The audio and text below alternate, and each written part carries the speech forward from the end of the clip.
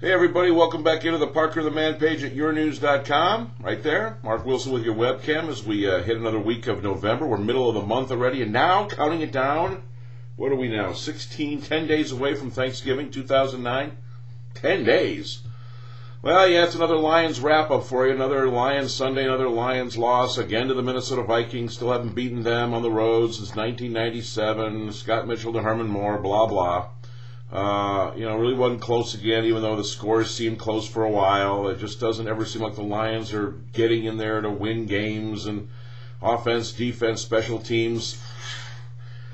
I mean, how much more can you take of this? In fact, just to show you the level of futility we're at again, they've now lost 31 of 33 games. That ties an NFL record for the most losses in a 33-game stretch. The Houston Oilers. They did it back in the 80s, and it might not get to 32 or 34 because they are playing the Cleveland Browns next. That'll be 4 days away from Thanksgiving, the game against the Packers on Turkey Day. And the Browns are awful. They've gotten through so much this year with the whole George Kokonis thing, their general manager who kind of got canned, even though the Lerner family said he wasn't fired. So that's coming up next week. Eric Mangini, all sorts of problems in Cleveland. The Lions might actually have a team. It might actually be worse than them. We thought it was St. Louis. It could be the Cleveland Browns.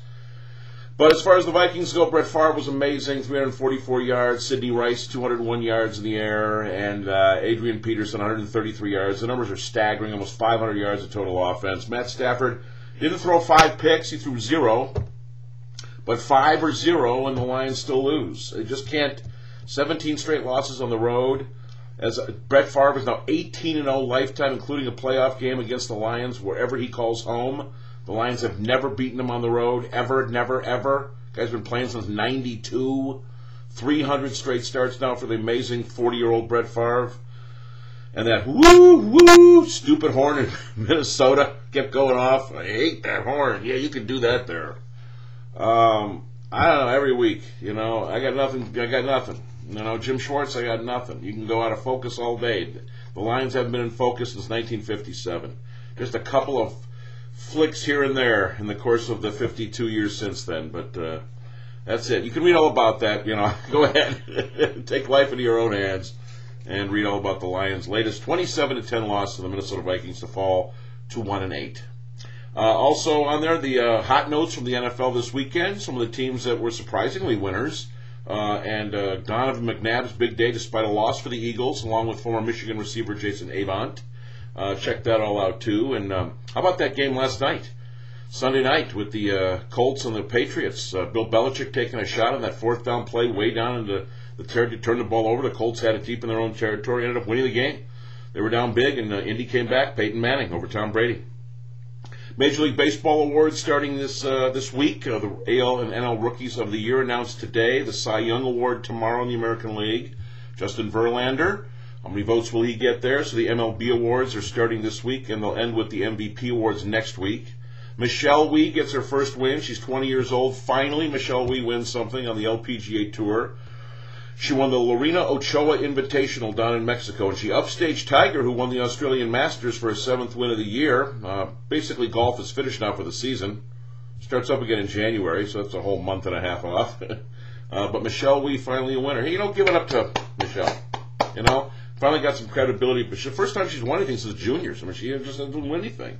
She's come close, but certainly played a lot of hype, and played on the men's tour for a bit, and has been around the LPGA since she was 12, but probably gets her first win. And Jimmie Johnson now is one away from winning his 4th consecutive Sprint Cup championship on the NASCAR circuit. Really an incredible career already for Jimmie Johnson. He'll be the first NASCAR racer ever to win 4 straight season titles. Cale Yarborough won 3 back in the 70s, and Jimmie Johnson has won 3. He'll break that tie. All he's got to do is finish 25th or better at the Homestead race to finish the season this coming Sunday down in South Miami. So that's it. Jimmie Johnson. Mark Martin's the only one that can catch him now. His teammate, 50-year-old Mark Martin, be a great story if he could do it, but looks like Jimmie Johnson's going to get himself number 4 in a row. What a domination by Jimmie Johnson on the NASCAR circuit.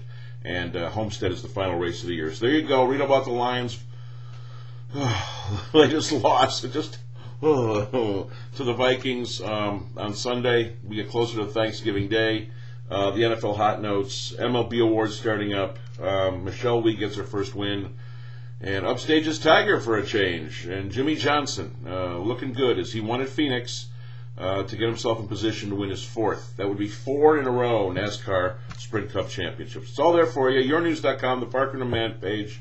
Have a great week, everybody. We'll check back with you. And open up that Parker and the Man e-bag this week again, too. Reading your emails, actual emails from you, the people, right here on the Wilson webcam at YourNews.com.